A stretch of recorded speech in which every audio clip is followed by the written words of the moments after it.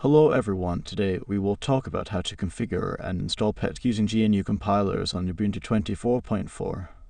PETSc Portable Extensible Toolkit for Scientific Computation library is a high-performance C-based library for solving large-scale scientific and engineering problems, particularly partial differential equations. PETSc is not just a linear algebra library. It is a modular solver framework built for scalability on top of MPI, which is a standardized and portable message passing system designed to allow processes to communicate with each other in a parallel computing environment, especially distributed memory systems. In today's video, we are going to install PETSc using GNU compilers, which is very popular among the developers working on Linux. PETSc also has a dedicated Python binding package, PETSc4Py. It allows you to write high-performance parallel scientific computing code in Python while leveraging the full power of PETSc, which is written in C and optimized for HPC. We will also provide the steps to install PETSc4Py and ensure it can be linked to the same MPI package together with the installed PETSc. Using the same system-side MPI is very important if you need to ensure the usability of PETSc and PETSc4Py across the nodes of HPC cluster.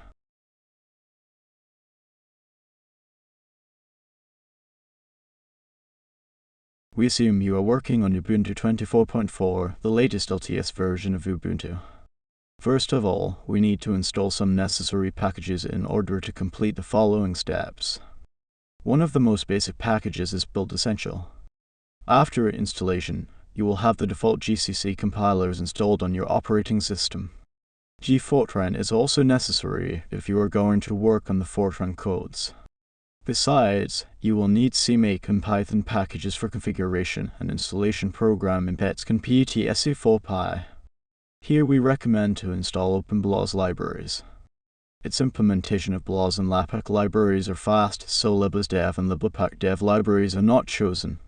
Especially if you plan to install PETSc4Py together, you are highly recommended to create a separate conda environment and install its own Python packages without the interference from the globally installed Python packages aside of it. It is also recommended to use the flag, no default packages when set Python path during the creation of conda environment. We will talk about this in detail later on. In case you might need to handle legacy codes, you can consider install multiple GNU compilers, for example GCC9, and use update alternatives to handle the GCC compilers of different versions, like what we are doing here. If you are working on an HPC cluster, it is recommended to use the pre-existing MPI and HPC system. You can find its location by typing which MPIC in the command line. Although you can find it in the search path of Linux system, it is still highly recommended to explicitly set the MPIC environment variables during configuration. It guarantees that PETSc will make use of it during configuration. If you are working on a workstation, like what we are showing here, you will need to install MPI package by yourself. It is highly recommended to compile MPI package by yourself, since you will have full control of each configuration flags and you know what you are doing. If you find it is difficult to build MPI from source, you can install the MPI package from Ubuntu repository as well. Okay, as you know, to develop distributed memory programs, people typically use OpenMPI or MPICH packages for their MPI program. However, until now, the OpenPy is much more popular and actively developed than MPICH. It is not only more compatible with a wide range of open source packages, but also offers better support for modern hardware architectures and provides robust fault tolerance and scalability features. We start with going to the home directory of current user and create a folder called OpenPy binary. After that, we extract the tarball of OpenPy 5.08, enter the extracted folder and start our configuration. We use a prefix flag to set the path where the binary files can be installed in. We also enable two configuration flags, which are enable shared and enable emperor prefix default. These flags will ensure that we build the shared libraries of OpenPy and modifies the behavior of emperor so that it automatically prepends the OpenPy installations as bin and lib folders to the path and LD library path environment variables. In fact, it is no harm to build static or shared libraries of OpenPy. The static libraries can make your PETSc code a standalone program to work on different machine, however it will significantly increase the size of the file. Therefore, the shared libraries are more portable if you move your PETSc code around different machine or cluster. Although the links between libraries may break on cluster, those broken links can be repaired by relinking to the pre-existing libraries on cluster or creating symbolic links for these libraries on cluster. We type make and make install.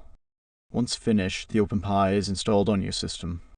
Following that, we need to add OpenPy into the search path of Linux by including the following lines into bashrc file. After that, we save bashrc file and type source bashrc. Now we complete the installation of OpenMP.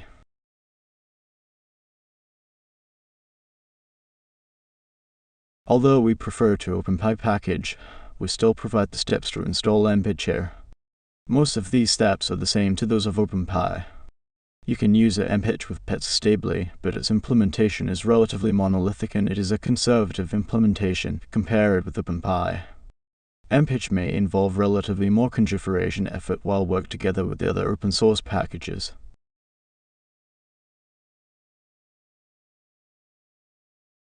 Now, we are going to install Hyper and link it with PETSc later on. In fact, you also have a choice to use download Hyper flag during the configuration of PETSc and let PETSc to download and build Hyper for you. However, it is highly recommended to configure and build Hyper from source separately, so you have a full control of the configuration of Hyper. Especially if you are planning to let Hyper work with CUDA GPU units, you are required to specify and control the configuration flags of Hyper exactly. We will introduce the configuration of Hyper working CUDA in a separate video. For now, it is a good idea to manually build it from the source and link it to PETSc during configuration subsequently. First of all, we go to the home directory and create a folder called Hyper Binary to store the binary files of installed Hyper package. After that, we extract the tarball of the Hyper and enter the src folder. Once you are inside the src folder, type the configuration command and its flags on the command line as shown here. You need to specify the prefix flag and enable building the shared libraries if you want to install Hyper on a cluster. You are also advised to disable its Fortran components if you are not working on Fortran codes. This can significantly remove its package dependencies and the size of its installation.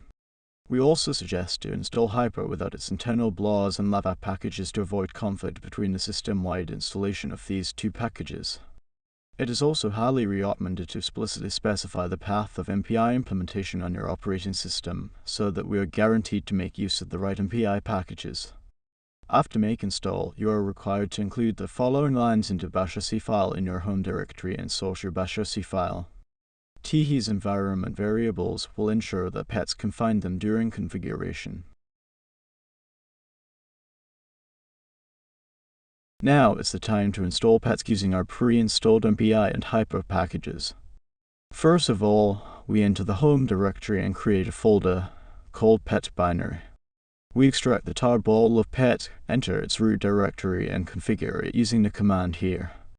It is recommended to store the installed binary files of PETSc in a separate folder using prefix configuration flag.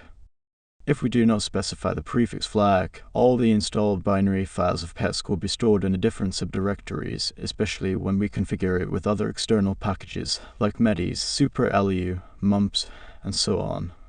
This is not convenient if you plan to link PETSc with other open source packages later on. It is better to accumulate the binary files under one directory. Some necessary flags, like medis, hyper, MPI, superlu, mumps are very essential for effective code development, so they are highly recommended.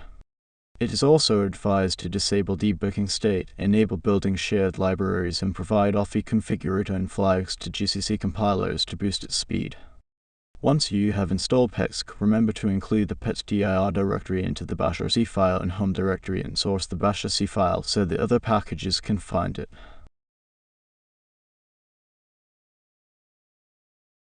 Now we are at the stage to install PETSc4Py package and link to our installed PETSc. Other two important things to take note before your installation. First, you are recommended to create a separate conda environment for PETSc4Py since other globally installed Python packages may interfere with the installation of PETSc4Py in terms of version compatibility. In order to do so, we need to think of a way to break the Python search path inside and outside the conda environment completely. Second, we need to make sure that the installed MPI for Py binds the correct MPI package, which is the same to the installed PETSc in Hyper. This is critical, especially if you have multiple MPI packages installed on your operating system. Never install your own MPI package in conda environment and bind MPI4Py around this isolated installation of MPI inside this conda environment. It will not let your MPI-based codes to run across the nodes on the cluster, since you are using a different MPI implementation by yourself. This is very important. To correctly link and build PETSc4Py, let's first create a conda environment with no default packages flag and make sure Python 3.11. Until now, we suggest to use Python 3.11, although it is not the very latest version of Python. It eliminates the major compatibility issues while writing your production code using PETSc4Py. We subsequently activate this conda environment and install numpy and Cython packages inside of it. We create and activate D file and ensure that Python search path is only restricted inside this conda environment. We also create a deactivate D file and then set our Python search path after we deactivate this conda environment. Now, we create a folder called PETSc4Py binary in the home directory. Once extract the tarball of PETSc4Py, we enter the extracted folder. Following that, we explicitly set environment variables for the searching paths of MPI and library. This is necessary since it will guarantee that our MPI4Py and PETSc4Py installations will make sure the right MPI implementation with PETSc and Hyper on our system. You are also required to install the development files for the library interface to the device manager for the Linux kernel, a generic PCI access library and an XML parsing library. Once these are done, we can install MPI4Py using pip and specify the MPIC environment variable together. Finally, we can install the PETSc4Py using the following commands and use prefix flag to direct its binary files to a folder called PETSc4Py binary.